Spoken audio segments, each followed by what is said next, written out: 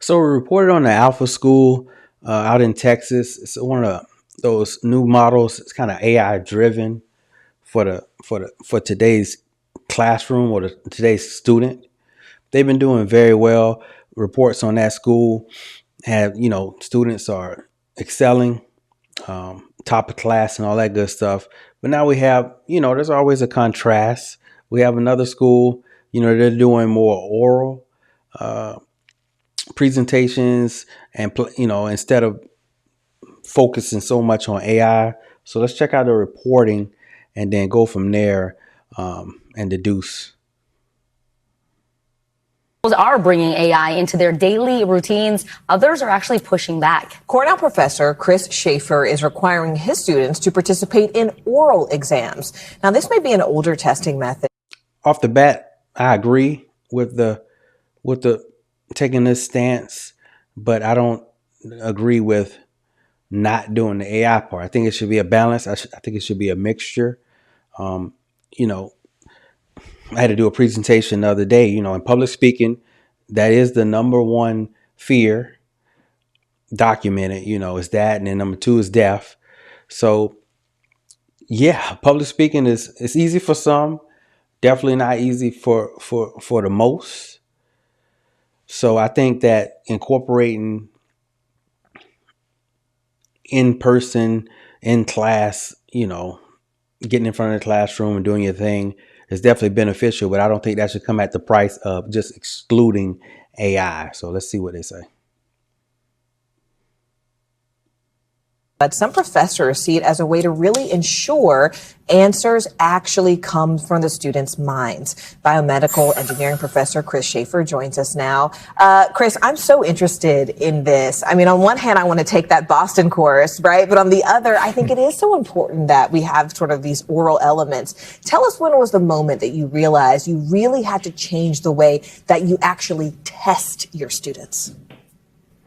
Yeah, so this class is one that's taught, like many quantitative science and engineering classes, where there are these long take-home problem sets that students take home and work on.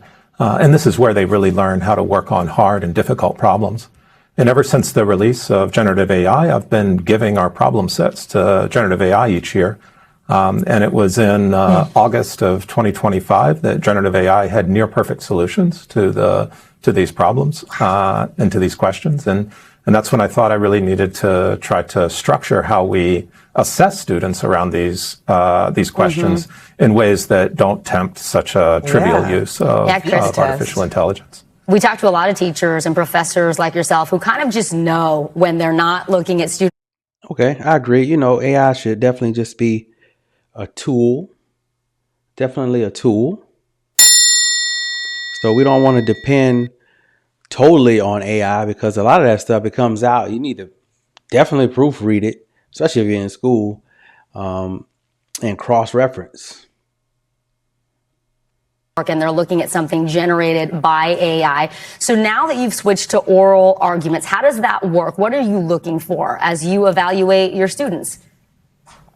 So we still have them, we still assign a problem set. They still take it home and they still submit it, their solutions to it. But we just don't grade those solutions anymore. Instead, once they've submitted solutions, they then schedule an oral exam with a member of the teaching staff, where we ask them to explain or justify some choice they made in their solution. Oh, that's fine. I mean, this is definitely okay. It's basically just, you do your problem set and then you come in the classroom and show competence. So there's nothing. This is great. There's nothing wrong with that.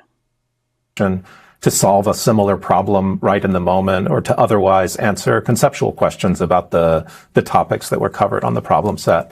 And then that is evaluated in the moment by a member of the teaching staff. I feel like an old lady for saying this, but I also love the social skills that sort of come from something like that. I mean, have you noticed any differences? Definitely builds confidence. And again, leading to what we begin this segment with, it builds up in my opinion, if you're going to be doing public speaking, I think like anything else, you just need practice. If you just take someone and throw them out there to the wolves, yes, they're going to perform, but repetitions, at least for me, is what gets me going and gets me more comfortable in that role.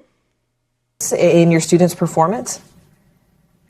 So student performance is basically the same as last year on final exams and things like that. So we don't think we're losing any student performance by pivoting to oral exams.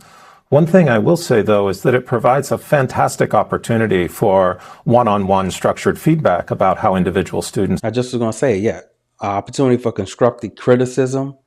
A lot of people, well, constructive criticism, I won't do the side remarks, but it's always good to be open for feedback and, try to make yourself ultimately better in whatever profession or craft that you're involved in.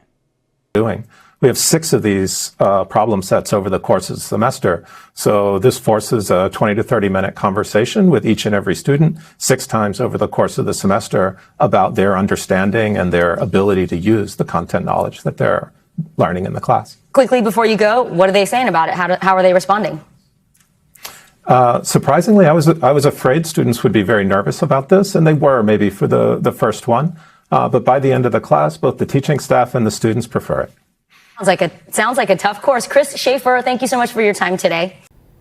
Excellent segment.